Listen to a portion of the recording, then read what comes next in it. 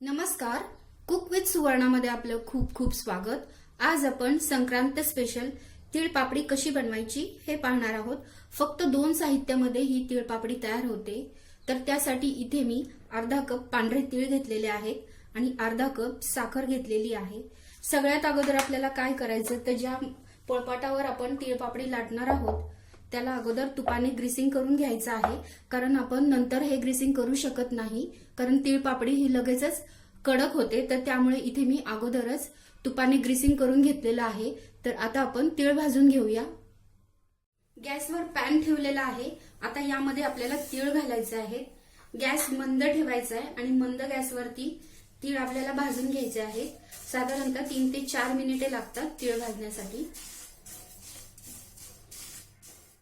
तीळ भाजताना कंटिन्युअस हलवत राहायचंय, म्हणजे तीळ हे जास्त भाजले जाणार नाही। खूप जास्त आपल्याला भाजायचं नाहीये, नाहीतर तिळाचा कडवट स्वाद लागतो। तीळ उडायला लागले, हलकेसे फुगले की आपल्याला गॅस बंद करायचा आहे।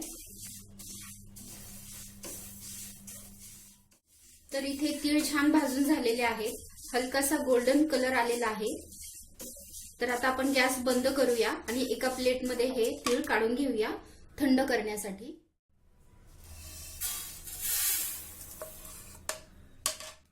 आता याच पॅन मध्ये आपल्याला साखर घालायची आहे। साखर आपल्याला अशी पसरवून ठेवायची आहे। साखरेचा आपल्याला कॅरमेल तयार करायचा आहे। साखर पूर्णपणे वितळू द्यायची आहे। गॅस मंदच ठेवायचा आहे आणि आपल्याला ही साखर वितळवून घ्यायची आहे।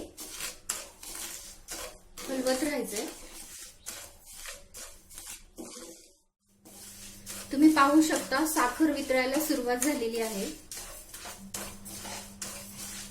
तर इथे आपल्याला साखर पूर्णपणे वितळवून घ्यायची आहे, त्याचं कॅरमेल तयार करायचं आहे। हलवत राहूया। तर इथे आपली साखर वितळली आहे, पण अजूनही पूर्णपणे वितळलेली नाहीये। थोडे थोडे खडे दिसतात यामध्ये साखरेचे। तर आणखी आपल्याला साखर वितळवून घ्यायची आहे। तर इथे आपली साखर पूर्णपणे वितळलेली आहे।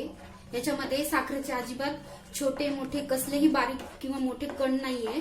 आता आपल्याला गॅस बंद करायचा आहे आणि यामध्ये आपल्याला भाजलेले तीळ घालायचे आहेत। पटपट हे सर्व मिक्स करायचंय। ही पुढची प्रोसेस आपल्याला खूप फास्ट करायची आहे। आपण पोळपाटाला अगोदरच तूप लावून ठेवलेलं आहे। आता हे सर्व व्यवस्थित मिक्स करून झाल्यानंतर आपण हे पोळपाटावरती थापणार आहोत आणि त्याची आपल्याला पापडी लाटून घ्यायची आहे। तर हे सर्व व्यवस्थित मिक्स करून घेऊया अगोदर। तर हे छान मिक्स झालेलं आहे। आता हे मी पोळपाटावर काढून घेते। आता हे मिश्रण आपण लगेचच काढून घेऊया। छान असा गोळा तयार झालेला आहे बघा। आणि जितकी पातळ लाटता येईल तेवढी आपल्याला तीळ पापडी लाटून घ्यायची आहे पातळ।